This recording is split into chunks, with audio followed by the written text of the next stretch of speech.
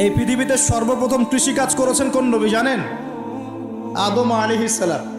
আর এমন কোন নবী নাই আল্লাহ পাকের যে নবী কৃষিকাজ এবং পশুপালন করেন নাই।